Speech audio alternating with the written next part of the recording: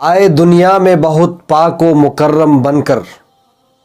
آئے دنیا میں بہت پاک و مکرم بن کر، کوئی آیا نہ مگر رحمت عالم بن کر۔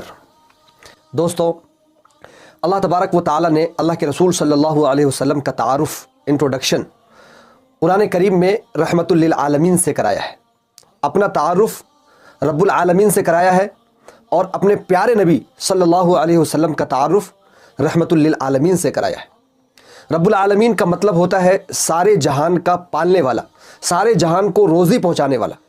اور رحمت للعالمین کا مطلب ہوتا ہے سارے جہان والوں کے لیے، ساری دنیا والوں کے لیے، سب کے لیے رحمت۔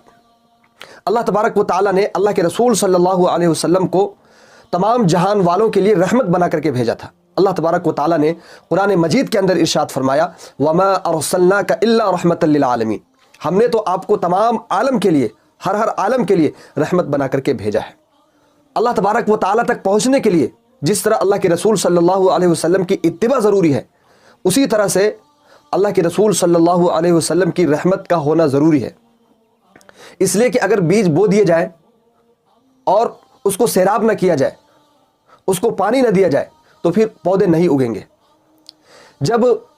زمین پیاسی ہوتی ہے تو اللہ تبارک و تعالی پانی نازل فرماتا ہے۔ اسی طرح سے جب انسانیت کی روح پیاسی ہو جاتی ہے تو اللہ تبارک و تعالی اس کی پیاس بجھانے کے لیے رسولوں کو بھیجتا ہے، پیغمبروں کو بھیجتا ہے، نبیوں کو بھیجتا ہے۔ اس دنیا میں جتنے بھی انبیاء کرام علیہم السلام آئے تھے، تمام انسانوں کے لیے رحمت تھے، لیکن اللہ کے رسول صلی اللہ علیہ وسلم کی ذات اس سے بالکل مختلف تھی۔ اللہ کے رسول صلی اللہ علیہ وسلم کی زندگی کا ہر لمحہ، آپ صلی اللہ علیہ وسلم کا ہر عمل انسانی معاشرے کے لیے رحمت ہے۔ اللہ کے رسول صلی اللہ علیہ وسلم کو بہت تکلیفیں پہنچائی گئی، بہت اذیتیں دی گئی۔ آپ صلی اللہ علیہ وسلم کے صحابہ کرام کو مارا گیا، پیٹا گیا، زد و کوب کیا گیا، پریشان کیا گیا، زندگی دوبھر کر دی گئی، ہجرت کرنے پر مجبور کیا گیا، لیکن اللہ کے رسول صلی اللہ علیہ وسلم نے کبھی بھی بد دعا نہیں فرمائی۔ اس کے برعکس اگر آپ نبیوں کی زندگی کا مطالعہ کرتے ہیں جو قرآن کریم میں آیا ہے، تو نبیوں کو دو چیز دی گئی تھی، ایک دعوت اور دوسری چیز دعا ہے۔ نبیوں کو یہ اختیار دیا گیا تھا کہ جب وہ دعوت دیں اور ان کی قوم ان کی بات نہ مانے تو اپنے اس حق کو استعمال کر لیں۔ قرآن کریم میں مذکور ہے کہ مختلف انبیاء کرام علیہ السلام نے جب اپنی قوم کو دین کی دعوت دی اور انہوں نے ان کی دعوت کو ٹھکرا دیا، ان کی بات کو نہیں مانا، تو انہوں نے ان کے لیے بد دعا کر دی اور اللہ تبارک و تعالیٰ نے تمام کی تمام قوم کو ہلاک و برباد کر دیا۔ لیکن اللہ کے رسول صلی اللہ علیہ وسلم کی ذات اس سے مختلف ہے۔ اللہ کے رسول صلی اللہ علیہ وسلم نے کبھی بد دعا نہیں فرمائی۔ حضرت ابو ہریرہ رضی اللہ تعالیٰ عنہ کی حدیث ہے، حضرت ابو ہریرہ فرماتے ہیں، قیل یا رسول اللہ ادعو علی المشرکین،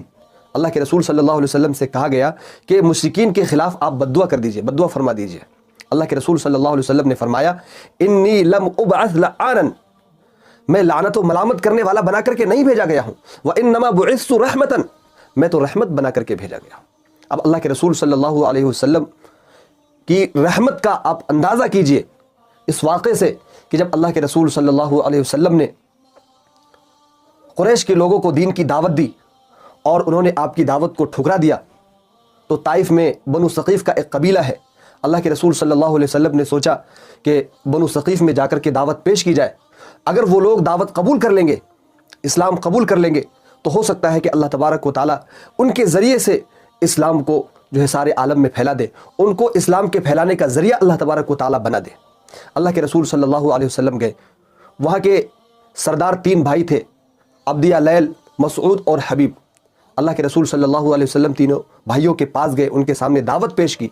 تینوں بھائیوں نے اللہ کے رسول صلی اللہ علیہ وسلم کے ساتھ برا سلوک کیا۔ نہ صرف یہ کہ اللہ کے رسول صلی اللہ علیہ وسلم کی بات نہیں مانی، اس پر توجہ نہیں دی،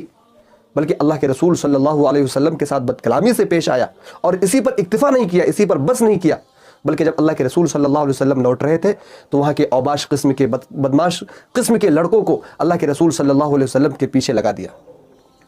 اللہ کے رسول صلی اللہ علیہ وسلم کو گالیاں بکتے، آپ پر بھبدیاں کستے، پتھروں سے آپ کو مارتے، یہاں تک کہ اللہ کے رسول صلی اللہ علیہ وسلم لہو لہان ہو گئے۔ اللہ کے رسول صلی اللہ علیہ وسلم زخمی ہو گئے۔ آپ زخمی ہو کر کے ایک باغ میں آرام کرنے لگے، اور اللہ کے رسول صلی اللہ علیہ وسلم نے اپنی بے بسی، عاجزی، انکساری کا اللہ تبارک و تعالیٰ سے شکوہ کیا۔ اللہ تبارک و تعالیٰ نے فرشتے کو بھیجا، اللہ کے رسول صلی اللہ علیہ وسلم کی خدمت میں فرشتہ حاضر ہوا اور عرض کیا، اے اللہ کے رسول صلی اللہ علیہ وسلم، آپ کی قوم نے آپ کے ساتھ جو سلوک کیا، جو بات آپ نے کی، اللہ تبارک و تعالیٰ نے اسے دیکھا اور سنا، اللہ تبارک و تعالیٰ نے مجھے بھیجا ہے، اگر آپ حکم دیں تو طائف کی جو دونوں پہاڑ ہے اس کو آپس میں ملا دوں، جس کے درمیان یہ کچل کر کے رہ جائے۔ اللہ کے رسول صلی اللہ علیہ وسلم نے فرمایا کہ نہیں، ایسا نہیں کرو، اس لیے کہ مجھے امید ہے کہ اگر یہ ایمان نہیں لائے ہیں اور نہیں لاتے ہیں تو ان کی نسلوں میں ایسے لوگ پیدا ہوں گے جو ایمان لے کے آئیں گے۔ اللہ کے رسول صلی اللہ علیہ وسلم کے بارے میں یہ آتا ہے کہ اللہ کے رسول صلی اللہ علیہ وسلم خون پوچھتے تھے اپنے چہرے سے اور یہ کہتے تھے اللہم اہدی قومی انہم لا یعلمون، اے اللہ میری قوم کو ہدایت دے، یہ مجھے نہیں جانتی ہے۔ اللہ کے رسول صلی اللہ علیہ وسلم چاہتے تو ان کے لیے بد دعا کر دیتے، اللہ کے رسول صلی اللہ علیہ وسلم چاہتے تو فرشتوں کو حکم دیتے اور فرشتے دونوں پہاڑوں کو آپس میں ملا دیتے، جس کے درمیان وہ لوگ کچل کے رہ جاتے۔ لیکن اللہ کے رسول صلی اللہ علیہ وسلم کی رحمت نے یہ گوارا نہیں کیا۔ ایک دیہاتی اللہ کے رسول صلی اللہ علیہ وسلم کے پاس آیا اور اللہ کے رسول صلی اللہ علیہ وسلم کی چادر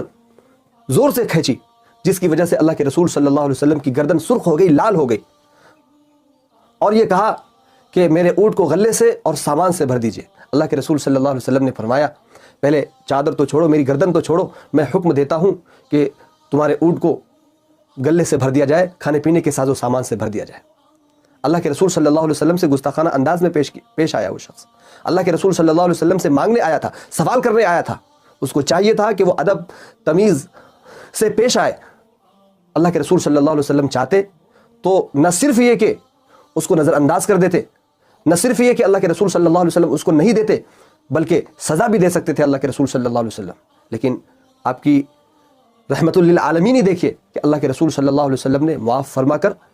اس کے اونٹ کو غلے سے اور کھانے پینے کے ساز و سامان سے بھر دیا۔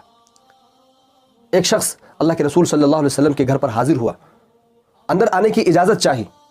اللہ کے رسول صلی اللہ علیہ وسلم نے حضرت عائشہ رضی اللہ تعالی عنہا سے فرمایا کہ یہ شخص اپنے خاندان میں اچھا نہیں ہے۔ اسی کے ساتھ ساتھ اللہ کے رسول صلی اللہ علیہ وسلم نے اس کو گھر کے اندر آنے کی اجازت بھی دے دی۔ جب وہ شخص آیا تو اللہ کے رسول صلی اللہ علیہ وسلم نے بہت ہی نرمی سے، شفقت کے ساتھ، بہترین سلوک کے ساتھ اللہ کے رسول صلی اللہ علیہ وسلم نے اس سے بات چیت کی۔ جب وہ رخصت ہوا، حضرت عائشہ صدیقہ رضی اللہ تعالی عنہا نے اللہ کے رسول صلی اللہ علیہ وسلم سے کہا کہ اللہ کے رسول صلی اللہ علیہ وسلم اس کے بارے میں تو آپ کی رائے اچھی نہیں تھی، لیکن پھر بھی یہ سلوک آپ نے کیوں کیا، ایسا کیوں؟ اللہ کے رسول صلی اللہ علیہ وسلم نے فرمایا کہ بدترین شخص وہ ہے جس کے شر کی وجہ سے، جس کے برائی کی وجہ سے لوگ اسے ملنا چھوڑ دیں۔ اللہ کے رسول صلی اللہ علیہ وسلم کے انہی بلند اخلاق کی وجہ سے، اسی رحمت للعالمین کی وجہ سے ساری دنیا میں اسلام پھیلا۔ آج کے دور میں ہمارے لیے ضروری ہے کہ ہم اللہ کے رسول صلی اللہ علیہ وسلم کی اس سیرت کو اپنائیں۔ مسلمانوں کے لیے بہت زیادہ ضروری ہے یہ کہ آج کے دور میں مسلمانوں کو ورغلانے کی کوشش کی جاتی ہے، ان کو برانگیختہ کرنے کی کوشش کی جاتی ہے، ان کے جذبات کو بھڑکانے کی کوشش کی جاتی ہے۔ ایسے حالات میں ہمارے لیے ضروری ہے، خاص طور پر ہمارے نوجوانوں کے لیے ضروری ہے کہ اپنے جذبات پر قابو رکھیں، اپنے اعصاب پر قابو رکھیں اور اللہ کے رسول صلی اللہ علیہ وسلم کی صفات کو اپنائیں۔ رحمت کا ابر بن کے جہاں بھر میں چھائیے، رحمت کا ابر بن کے جہاں بھر میں چھائیے، عالم یہ جل رہا ہے برس کر بجھائیے۔